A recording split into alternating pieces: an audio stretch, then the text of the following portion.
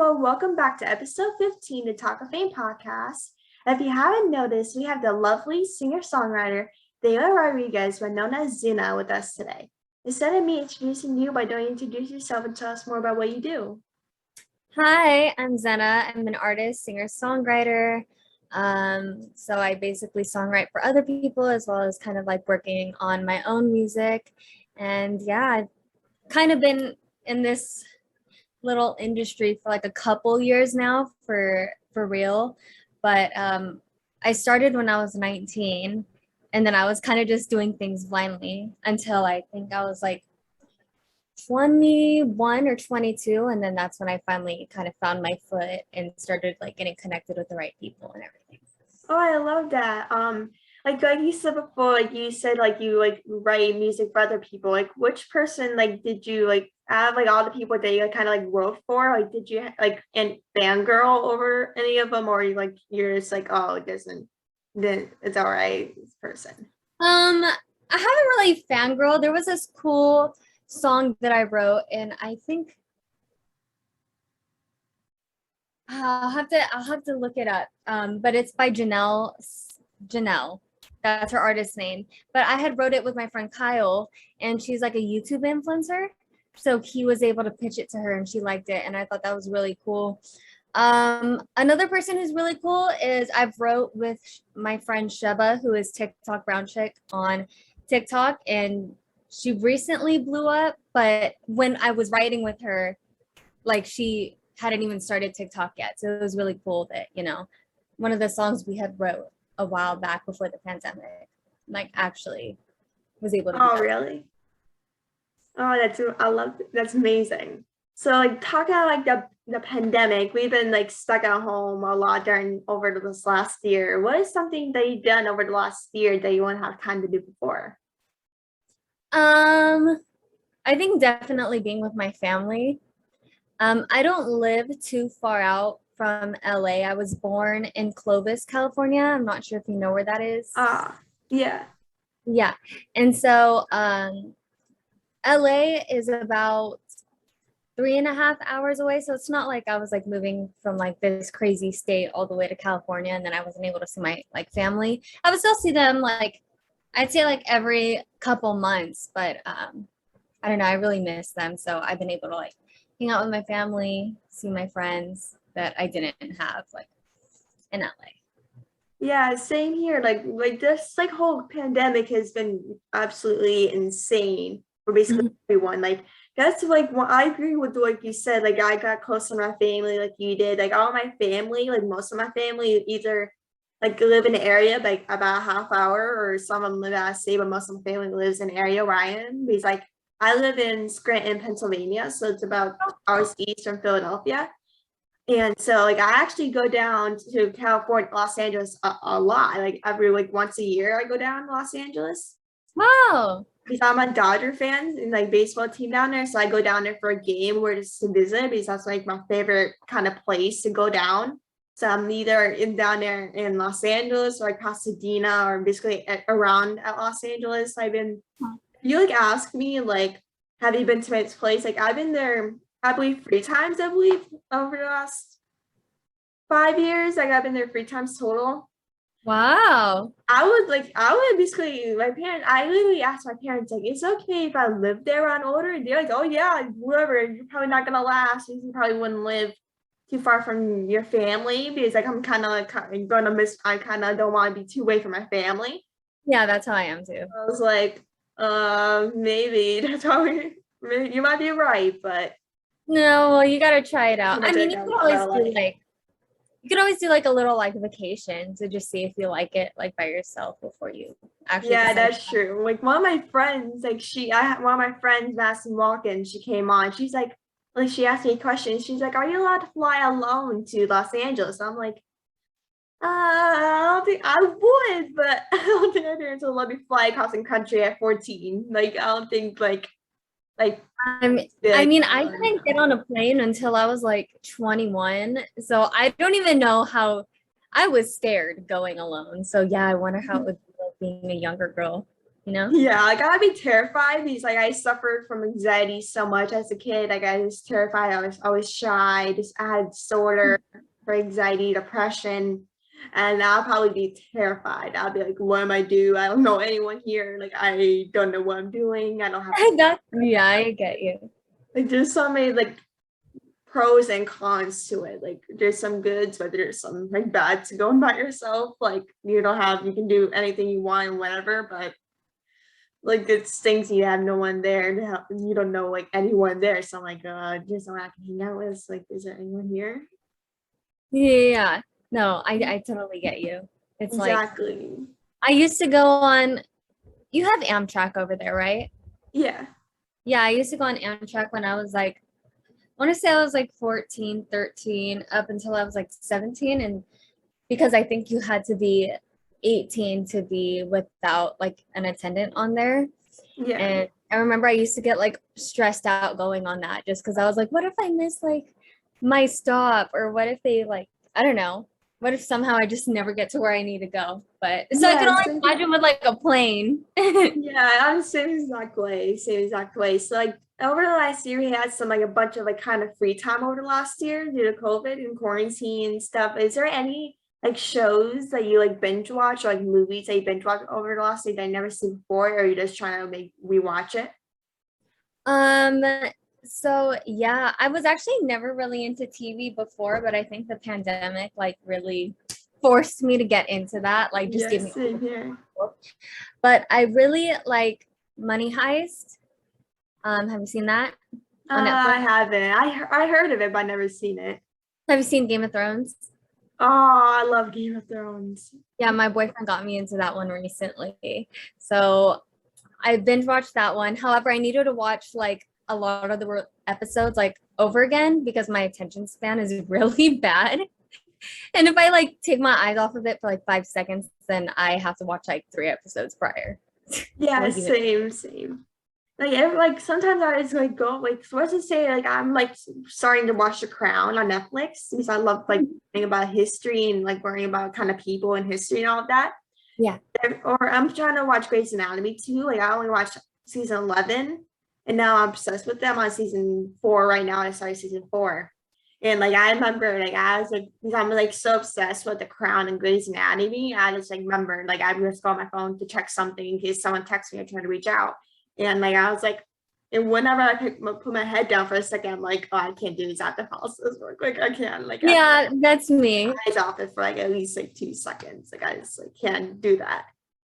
I know that's how I am, or else I'll just get distracted, and then it's annoying, and then I'm Yes, like, that's how I feel too. Yeah. yeah. You said before you were a singer. What inspired you to start singing? Like kind of like you talked before. Um. Well, what actually started me singing was I was never really into like sports or anything like when I was in elementary school, like trying out for basketball, like softball, all that stuff, soccer. I just like it was never really appealing to me. But I have a cousin and her name's Taya, and we were really close when we were little. And I remember I would go over to her house and she would have this neighbor. And me and the neighbor would do like, I don't even know how this started, but it was like who can sing better. And I don't know why that started, but we would have like my cousin be like the little judge and she would decide who was better like each time. And I never was better. So, and I don't know why, but I was like, I think I was like 8 years old. And it just like made me so upset that like I would just go home and I would literally sing to Kelly Clarkson for like hours. Like hours I would just be on YouTube and I'd be like, what song am I going to pick next? And so then I think that kind of just like stuck with me. And then I started getting singing lessons when I was like 12 years old to kind of help keep my voice in like a healthy state. Oh yeah, I love that. Like I like always kind of love singing and dancing ever since I was kind of young. Like I didn't kind of like it as a kid. Like my sister did dance, my older sister did dance as a kid. She used to dance with me as a kid. But like I wasn't kind of into dance. Like I wasn't kind of like someone say to dance, I'm like, no, I'm good. Or like I never liked to dance and sing. Like I wasn't kind of a big fan. But as Yeah. older, like from my growing up with my sister and her seeing her dance and sing a lot, I kind of got into like singing and dancing. I always like now during quarantine, I grew kind of more into dancing and singing. Like every time you see me, any song you hear, or just like I hear like a song or something, either if I hear like a beat, I'm always dancing. Every time you see me, I'm dancing. So I'm like, but like I always like usually like you said before, like you love Kelly Clarkson. I love Kelly Clarkson. Like I love her, and like I remember songs I usually kind of like sing or dance to, maybe like J Lo or Bruno Mars, or there are some songs I'm not kind of don't like the artist, but I like the song. So I'm like, Yeah. yeah, like so that's how I usually I just don't kind of like artists, but it's like the song. But like as you said before, like you like Kelly Clarkson. Like, what is your favorite like Kelly Clarkson song if you have one? I think the song that I would sing all the time was Because of You. Ah, I love Yeah. that song. Yeah. So that was my favorite, I would say, when I was younger. I don't really listen to her as much now just because I think like with me being an artist, like I listen to a lot of music that I feel like inspires me. And even though I love Kelly Clarkson, that's not the genre that I do. But I agree with you a lot how I like a song more than the artist. Yeah. Like just because an artist puts an album out and I like that artist doesn't like I won't automatically like the songs just because I like them. Like I have to like the song. Yeah, like people always ask me, like, why don't you like this song by an artist? Why don't you like the artist? I'm like this song was good. Like, I don't think I love like this person, this genre kind of doesn't fit with me. Like, I just like the song, kind of not like the artist. But like it happens to me all the time. Like I'm like, oh, I like this song, this by this artist. Like it doesn't mean I kind of like them. Like there's so many people like I like actors, singers, and whatever it is. So like my parents and my siblings are like, they'll be like, you like, yeah, everyone's your favorite. I'm like, doesn't mean I like them, doesn't mean they're my favorite. Like Yeah.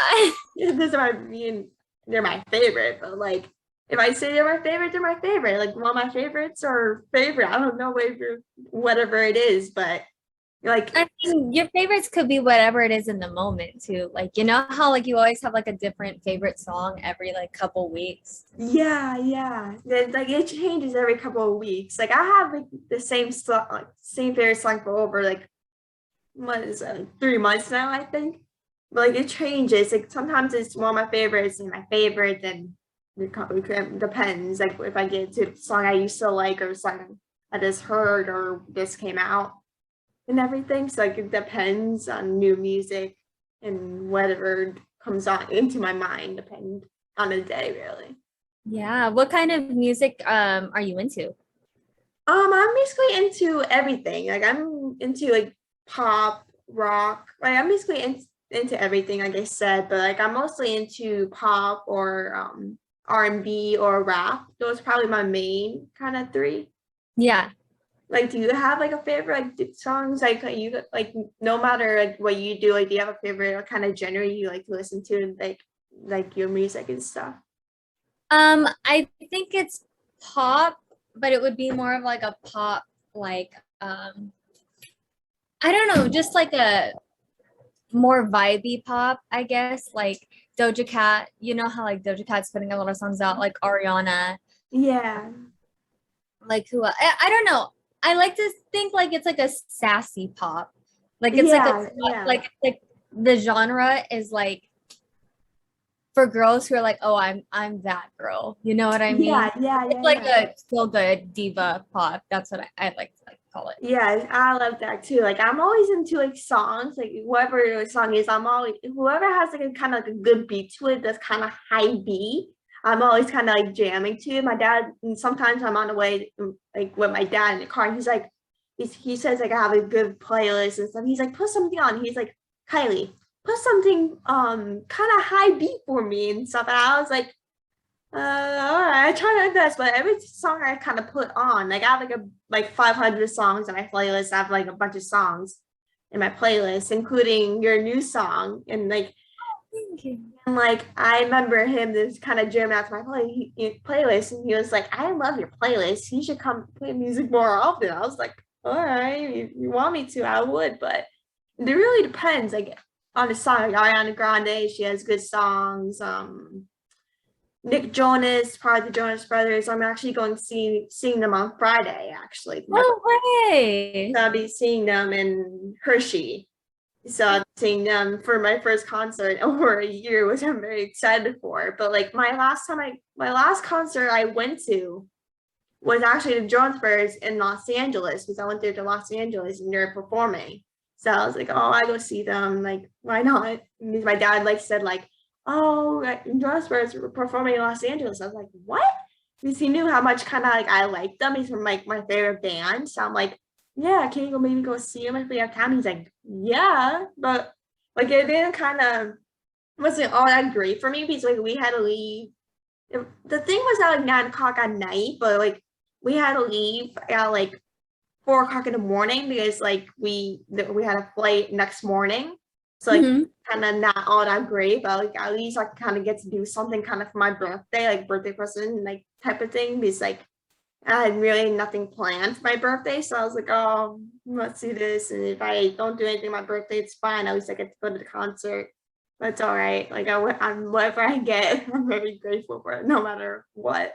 Yeah, no, that's so exciting. And that's the Jonas Brothers was your first concert? Hugh Jackman was my first concert. Jonas was my second concert. Oh, okay, I was gonna say the Jonas Brothers were my first concert too. Wait, really? Yeah, I was 10, and I think I had lived in like these apartment complexes, and I made like a little friend, and she came over one day and asked me if I wanted to go to the Jonas Brother concert with her because she had extra tickets, and so that ended up being like my very first concert. Oh, I love that.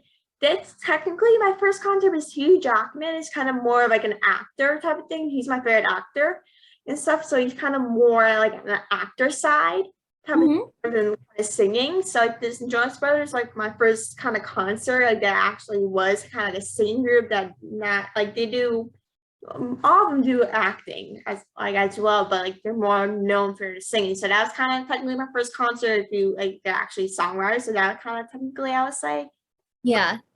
I kind of see them once, like kind of not new for me because like when I went to them the concert, I didn't know a lot of their music as I do now. So I was like, oh, I don't know any of these songs. Like I knew like 5 of them total. I'm like, oh, this thing's like Yeah. guys, like, oh, I'm feeling so left out. What am I gonna do? I was like, Dad, I need to catch up on this music here. All right, you're gonna be caught up when you go this time. Yeah. Yeah. Yeah, music. This past week, you came out with a new song called Black Opium. What inspired you to write the song? Black Opium, that was a song that I wrote in the beginning of the year, and that was when I got out of the relationship that I was in prior to the one that I'm in now. And Black Opium is the name of the perfume I wear, like the YSL Black Opium perfume. And, you know, I think that was just like such a staple to me. Like I would always only wear that perfume. And I think I just kind of took like the "you love like my perfume" like on your bed, you know, like that concept, and I just turned it into a song. But I mean, I think Black Opium was definitely just to like represent me more than like it inspired like a whole song based on the perfume. Yeah. Like these relationships, like I don't know too much kind of about relationship because like I don't know relationship basically from like friends based off of like people always ask me for advice to be in relationships, like what should I do, like what should I do, and I'm like learn a bunch from that before. I never kind of like been in a relationship, so I'm like, oh, I'll help you out. Like so I basically know everything about that.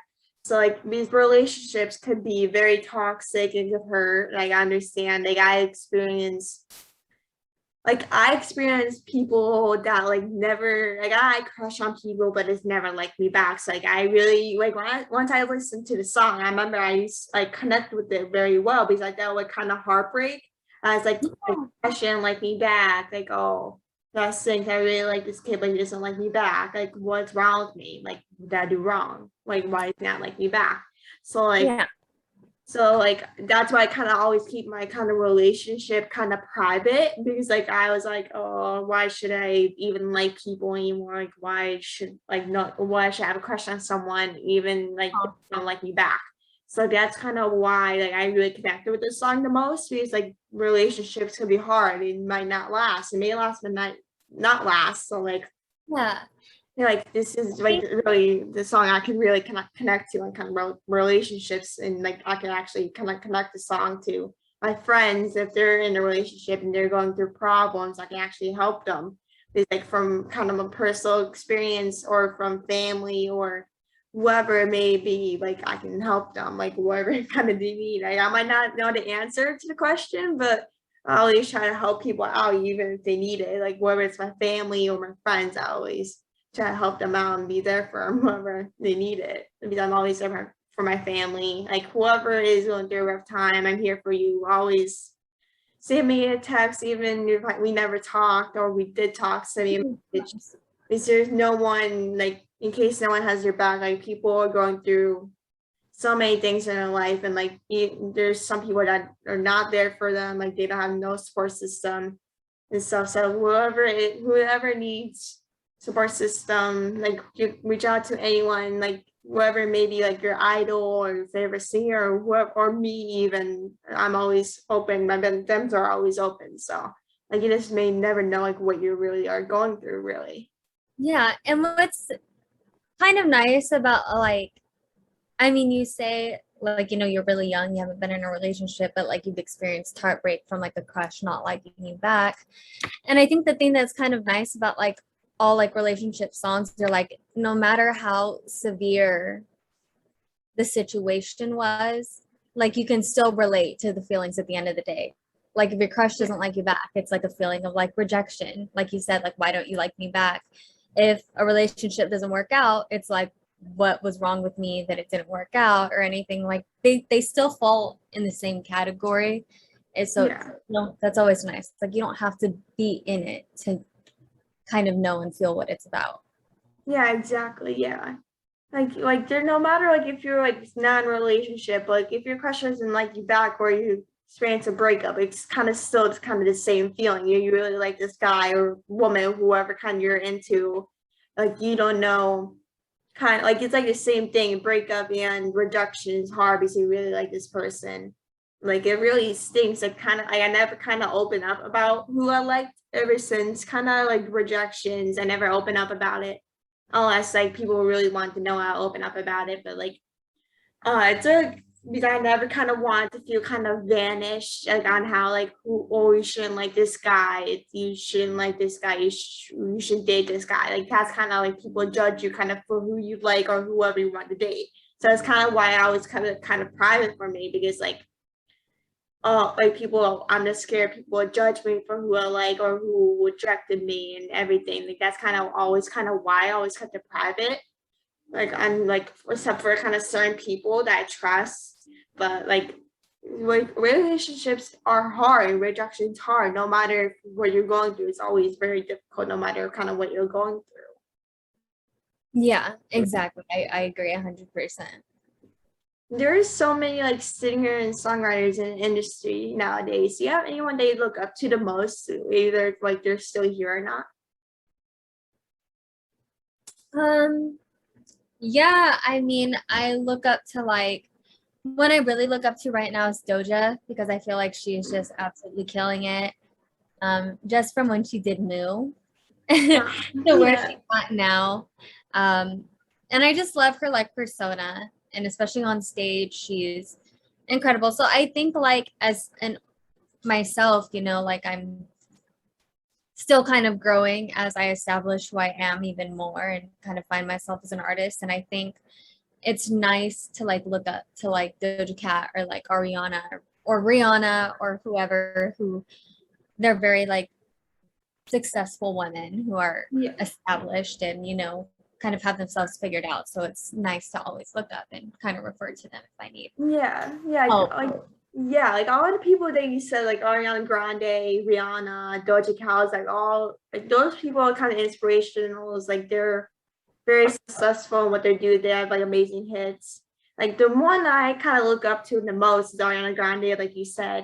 Because I always kind of been a fan of her ever since I was a kid. I've been a fan of her I think since like she first started out as a singer, but I've been a fan of her ever since she was acting on Victoria's Sam Cat. I watched everything before that ever since the kids. I've been kind of supporting her like before we kind of she came like started. So I'm like I like grew up and like she inspired me so much and like I never seen her in concert though, but I'm praying to see her. Which like I love her. And people always say to me like, "Oh, I remember your Ariana Grande days. Like I remember you used to love Ariana Grande." I was like, "Oh yeah, I do. Yeah." Like Aw. I'm a big fan of her now. Like you said about Kelly Clarkson, I'm a big fan of her kind of now, like I used to, but like, I still kind of adore her as much as I did as a little kid fangirling over her, basically. Yeah, no, I totally get you.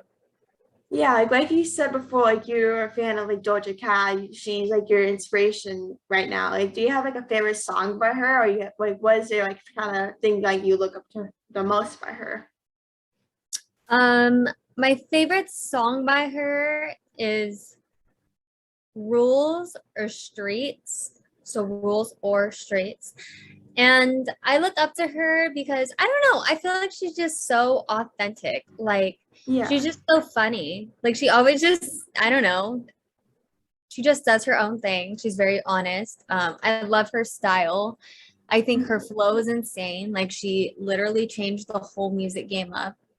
yeah, Since she came out with Say So, you know, kind of started yeah, that like Say So esque like songs that other people have been putting out. yeah. But yeah, no, I just think that she's so incredibly herself, and the industry needed someone new like that in pop, and I think she kind of switched it up. Yeah, I totally agree what you just said.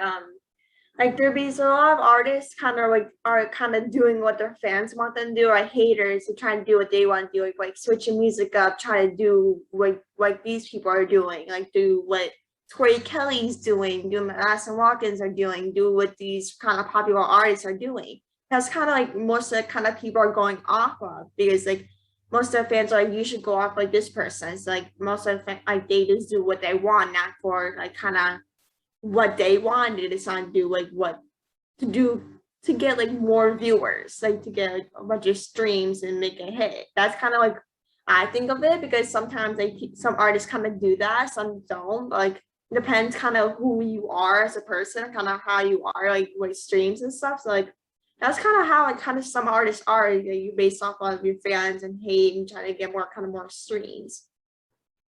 Yeah. Yeah, so you have created some amazing songs over the years. What song has meant the most to you? I think it's this most recent one, Black Opium. The songs that I put out, the most recent song out of all the other songs I put out was Given, and that was a feature with my friend No Limit Creation. And that was really fun. But the other songs that were just solo, like Zena, I put those out when I was 19, and I am older than 19 now. So I think, I don't know. I really like Black Opium. I think that it's definitely a story that I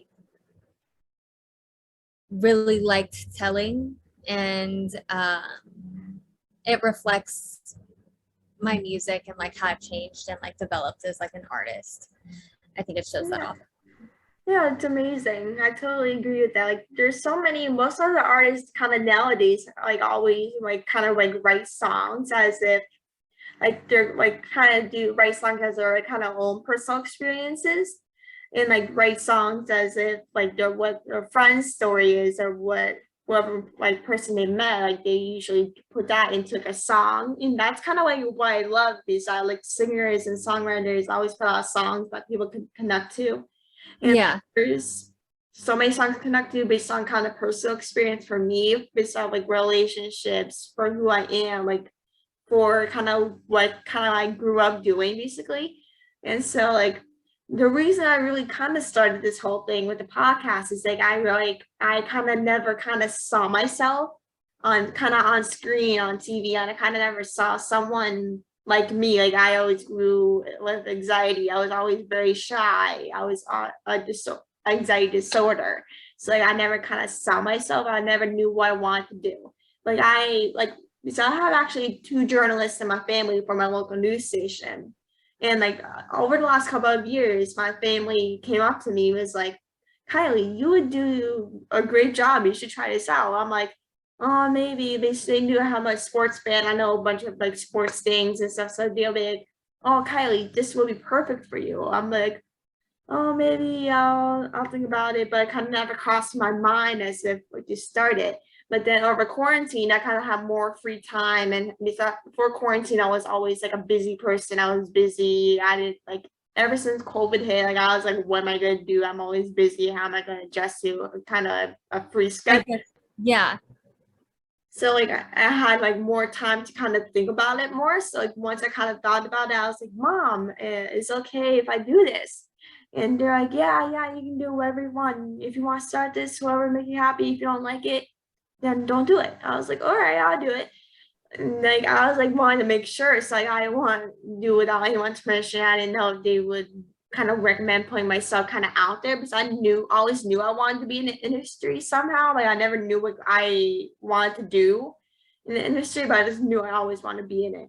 So like when I started podcasts and everything, I was like, this is kind of my thing. I think this is the thing I want to do. Because my mom actually told me one day before I started podcast, this would be good for you. You can be on ET, all celebrity status, everything. I was like, yeah, I guess so. You'll see when I'm older, but I'm kind of too young to go into ET. But I mean, you're starting off really early, and that's good because now you're building up a portfolio and, kind of seeing if you like it. But that would be so cool.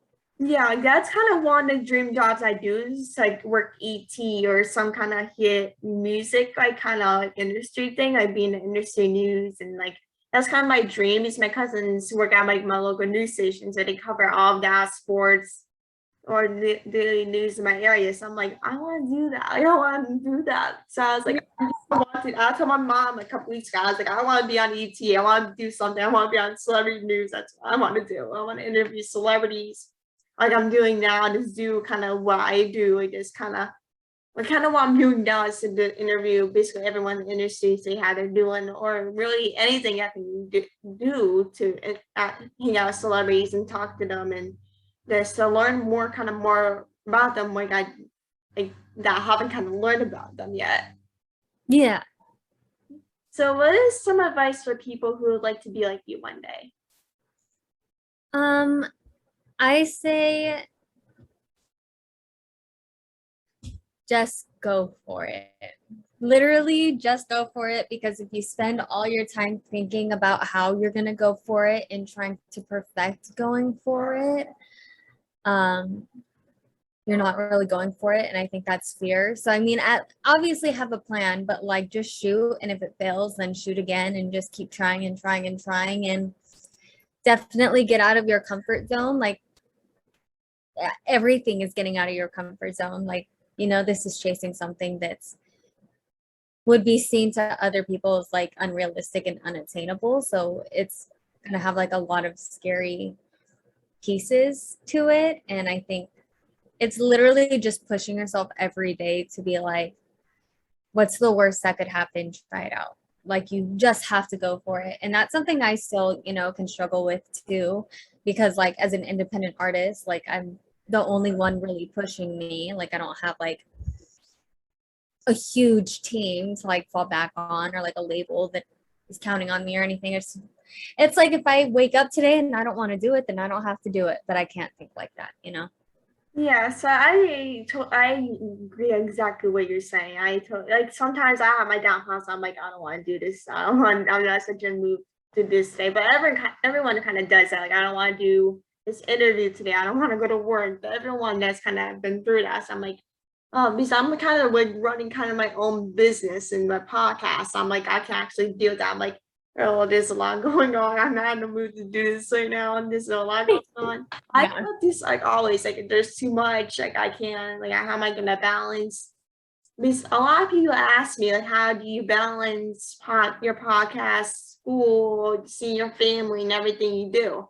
Like, yeah, you really enjoy. I'm like, balance is that's kind of not how I think of it. Like balance, I kind of think balance is kind of overrated because you kind of do kind of one thing or one other. You just try to put like your schedule and try to find open times. I just kind of don't think balance is kind of my thing. Like I think, oh, I do this one day, do other things. Like kind of balance and one thing and other, really.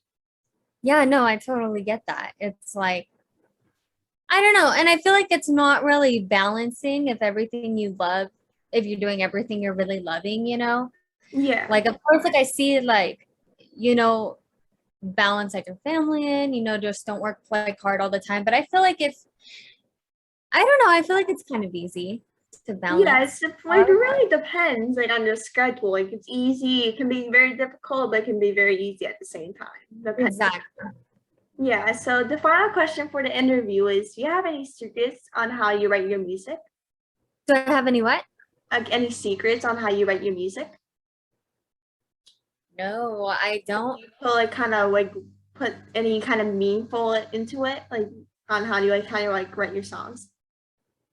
I feel like every song I write is different. Usually I will work on like an online session with my producer, or sometimes like if I'm just feeling like in a really like angsty or like just a mood where I feel like I could write something, I'll look up um instrumentals on YouTube and then I'll see if anything kind of comes from that. But I'm definitely like a vibe over lyrics type of person. Like I don't think that I could just come up with a melody on the top of my head without Yeah. hearing something to influence it, like a beat or anything like that. Cause I would say like my music is more of like a, I hate saying the word vibe, but it's more like a vibe. It tells like its own, like each part of the song like carries equal weight.